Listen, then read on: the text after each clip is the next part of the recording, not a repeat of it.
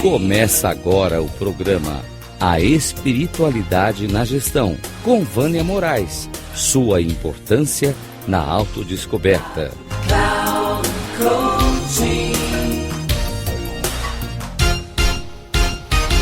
Olá, hoje o meu tema vai ser o pensamento. O pensamento é o maior atributo do ser humano e é ele que abrange os fenômenos cognitivos diferentes do sentimento e do ato da vontade. Por meio do pensamento é que percebemos a beleza, identificamos necessidades e sentimentos. Por intermédio do pensamento, podemos compreender o universo, perceber e descobrir os mecanismos internos para apoiar no nosso crescimento e evolução, assim como formas de resolvermos os desafios que enfrentamos a todo momento. Por meio do pensamento, podemos acessar o nosso self. Por meio do pensamento, podemos acessar nosso self. O pensamento é um conjunto de recursos inesgotáveis existentes na nossa alma, inseridos nos complexos mecanismos neurais, transformando em ideias por meio das sinapses que escoam os impulsos para que possamos nos comunicar internamente e depois externamente. O pensamento é que nos conduz às ideias e ao sentido de vida. Porém, se forem distorcidos e mal conduzidos, podem nos levar a conflitos e desordens emocionais graves. O pensamento pode nos levar à plenitude ou ao desespero, conforme o conteúdo psíquico que examinemos. As pessoas, de um modo geral, acreditam que pensam de forma consciente, coerente e congruente. Porém, não é percebido que grande parte dos pensamentos estão cheios de distorções que foram aprendidas ao longo da vida, porque vivemos infestados de pensamentos automáticos que surgem de forma repentina. Os pensamentos são baseados nas crenças que recebemos e que estão alojadas de forma profunda dentro de cada um de nós, e que estão sustentadas por uma lógica que é própria de cada pessoa e que para ela faz todo sentido. Os pensamentos distorcidos estão associados aos nossos sabotadores e que todo ser humano tem dentro de si. Adiante, irei descrever os pensamentos distorcidos mais comuns que temos. O primeiro deles é que acreditamos que lemos a mente do outro, presumindo o que o outro pensa ao meu próprio respeito. Na CNV, podemos utilizar como uma avaliação que eu acredito que o outro pensa e sente a meu respeito, e que nós chamamos de pseudo-sentimentos. O segundo é querer adivinhar o que vai acontecer, baseada em suas próprias experiências e crenças. O terceiro é achar que vai acontecer uma catástrofe e que a coisa será tão terrível e insuportável que não saberá como irá viver. Um exemplo é acreditar que não poderá viver sem uma pessoa ou sem um emprego ou qualquer outra coisa que a pessoa acreditar que seja indispensável. O quarto são os rótulos. Quando se autocritica ou critica os outros com características generalizadas e que considera inquestionável. Um exemplo é o rótulo da boazinha, da chata, da insuportável e etc. Eu, particularmente, posso dizer para você que durante anos eu fui rotulada de a boazinha, porque eu não desagradava a ninguém. E isso carreguei por muitos e muitos anos. O quinto, quando desconsidera o positivo, ou seja, acredita que as suas habilidades positivas. O quinto quando desconsidera o positivo, ou seja, acredita que as possibilidades positivas que tem de si mesmo ou do outro, todos têm igual. Um exemplo é dizer: ah, passei ou passamos nesta prova porque ela estava fácil. O sexto é o filtro negativo, ou seja, a pessoa é pessimista e raramente percebe o lado positivo. Na resiliência, no modelo de crença determinante do otimismo para a vida, está no padrão de comportamento da passividade. E eu costumo chamar que é o hard do desenho Lip Hard. Ó vida, ó céu, ó mar, ó azar. A fala dele era essa: ó céus, ó vida, ó azar. O sétimo é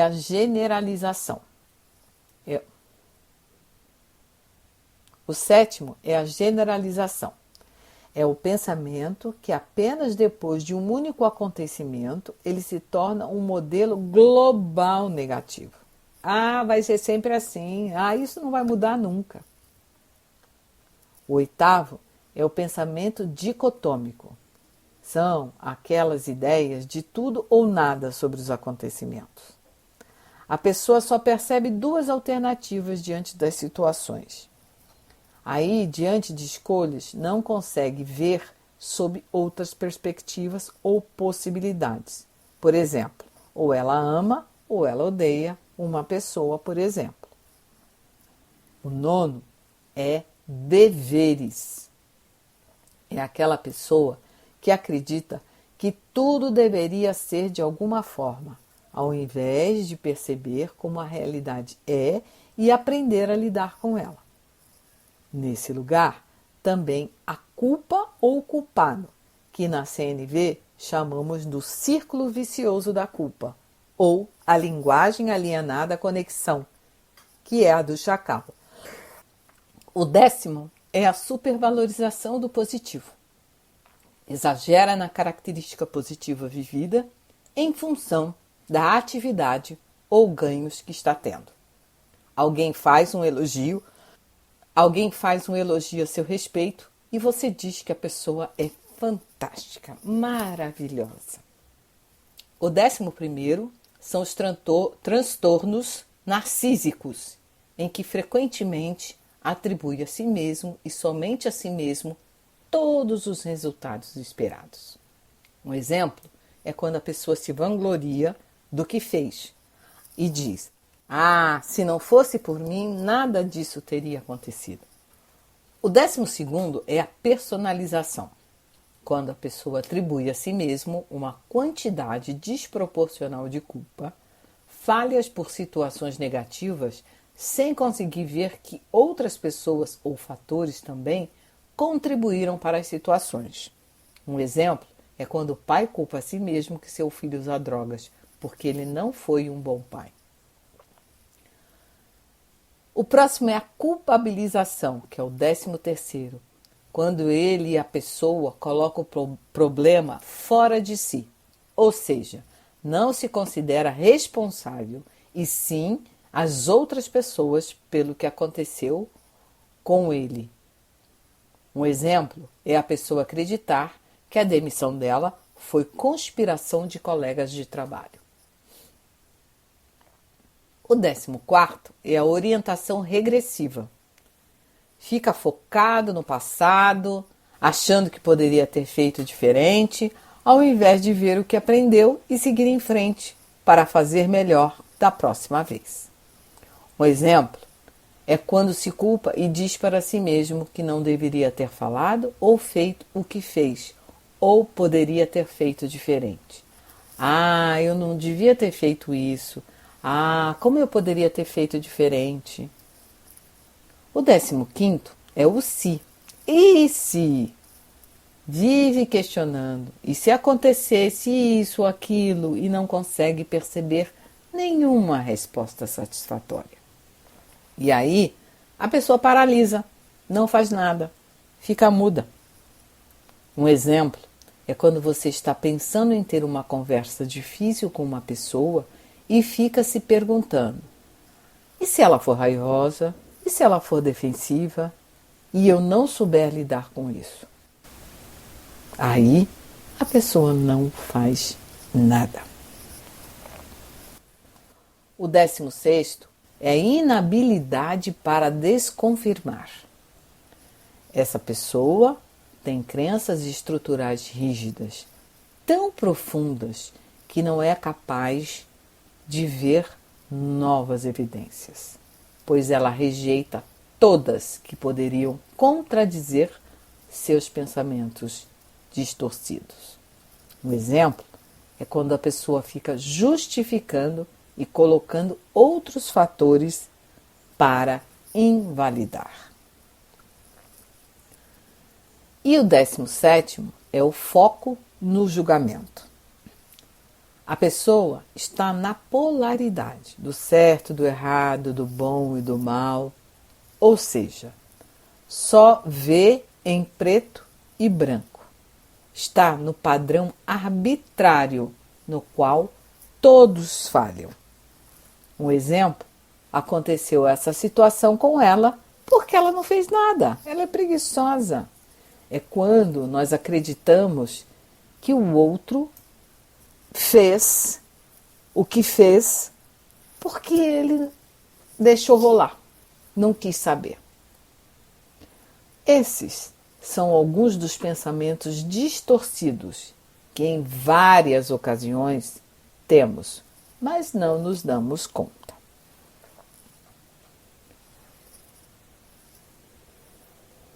Ver também é desafiador, porque dessa forma a pessoa precisa olhar o problema de frente, sem colocar debaixo do tapete. Além dos pensamentos distorcidos, será importante ver quais os sabotadores estão alinhados com esses pensamentos distorcidos, para que a pessoa possa ressignificar. Como eu já coloquei anteriormente, nós temos 10 sabotadores. Nós temos o crítico, nós temos o hipervigilante, o hiperracional, a vítima, o controle, o prestativo, o esquivo, o hipervigilante, tá? As crenças que recebemos de nossos pais, professores, amigos, pessoa em quem acreditamos sejam importantes em nossas vidas, não as queremos decepcionar. E na medida em que olhamos para tudo isso, sentimos medo de estarmos traindo, porque iremos abandonar o que nos foi ensinado e acreditávamos até então. Lembra que as crenças são as histórias que nos contaram para nos educar, que nós nos contamos para viver e vivemos a vida do conto. O importante será olhar que isso faz parte de você e da sua história, que você continuará com elas dentro de você, mas que você não precisa segui-las, e sim poderá criar suas próprias histórias daqui para frente, deixando essas guardadas dentro de você. O único detalhe é que essa mudança é muito difícil e precisará de um esforço grande seu para dar espaço para novas crenças. E na medida que você conseguir, vai poder perceber que sua vida irá ficar mais leve. Adiante, um breve parágrafo das bases neurais dos nossos pensamentos. O processo do raciocínio se utiliza de um sistema de vias duplas, sendo a via ventral e a via dorsal. A via ventral percorre um caminho que passa pelas áreas temporais e depois pelas áreas frontais. Primeiro pela via ventral, passa pelos lobos temporais, principalmente o lado esquerdo do hemisfério, onde armazenamos os conceitos da memória declarativa, que é uma área importante da memória e do aprendizado. O hipocampo, o sistema da via dorsal, passa pelos lobos parietais. Além das mencionadas, temos outras partes de suma importância envolvidas no processo de raciocínio, que são os precuneus e o córtex medial frontal. Os precuneus estão relacionados com a criação de imagens mentais da nossa própria vida, assim como quando buscamos criar uma imagem mental para representar a perspectiva do outro. E para finalizar, o pensamento é energia que pode conduzir à sublimação ou ao desespero, conforme os conteúdos psíquicos em que está revestido. Este pedaço eu retirei do livro do Divaldo Franco, pelo espírito de Joana de Ângeles, do livro Triunfo Pessoal. E para completar, o pensamento não conhece entraves. E esse é uma fala de Paulo de Tarso. O seu pensamento cria o seu sentimento, que cria a sua realidade. Então, veja o que você está pensando, como você está pensando, porque somente você vai poder ressignificar os seus pensamentos distorcidos. Um grande abraço, Vânia Moraes Troiano.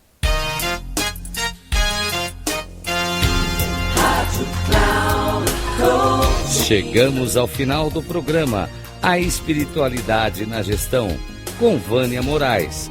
Sua importância na autodescoberta.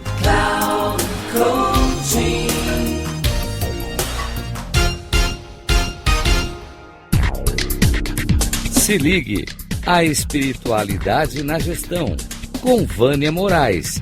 Sua importância na autodescoberta. Sempre às quartas-feiras, às 13h45, com reprise na quinta, às 18h30 e na sexta, às 7h30, aqui na Rádio Cloud Coaching. Acesse o nosso site radio.cloudcoaching.com.br e baixe nosso aplicativo na Google Store.